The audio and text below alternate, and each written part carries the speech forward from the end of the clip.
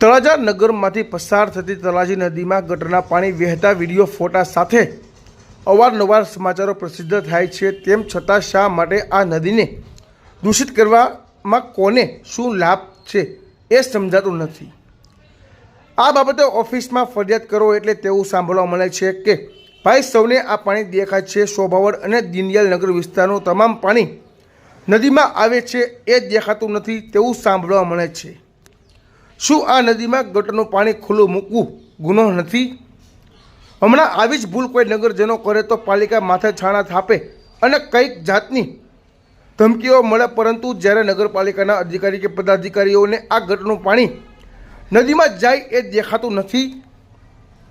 છેલ્લા 2 મહિનાથી આ વિડીયોમાં દેખાતા ગટરના ભૂંગળા પાણીમાં પડી ગયેલા છે અને ગટરનું પાણી નદીમાં વહી રહ્યું છે, પરંતુ આ અધિકારી અને પદાધિકારીઓના પેટના પાણી પણ હલતા નથી।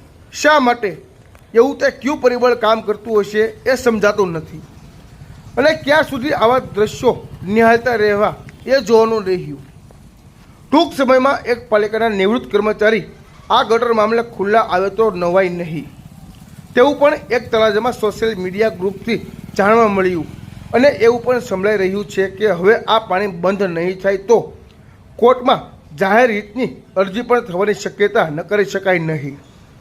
તળાજાના તમામ બુદ્ધિજીવી લોકો એકઠા થઈને આ ગટરનું પાણી નદીમાં વહેતા મૂકવાવાળાને પરસેવો છોડાવી દે તો પણ નવાય નહીં। હવે જોઈએ આ ગટરનું પાણી નદીમાં જતું બંધ થાય છે કે કોઈ પરિણામ મળશે તે જોવાનું રહ્યું। તમારું નામ શું ભાઈ?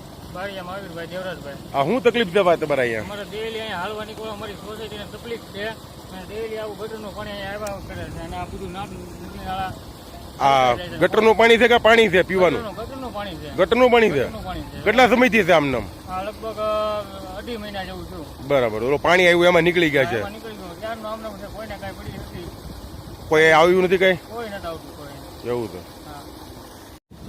હા, હા। અને અમારી સોસાયટી અહીંયા 200 ઘર છે, બધાને હાલવા થોડોમાં અહીંયા અમે રહી અને એટલી બધી વાસ આવે છે ને તો વાત કરવામાં આગળ લીલાપીરની દરગાહ છે, આગળ હોળકાવાળા છે, એ લોકોને એટલી તકલીફ છે। અહીંયા અમારા બધા હાલવાવાળા આમથી હાલે દરબારગઢમાંથી, અહીંથી કોઈ હાલતું નથી। બહુ અહીંયા જોવા તમે બરાબર, આ વાત આવી।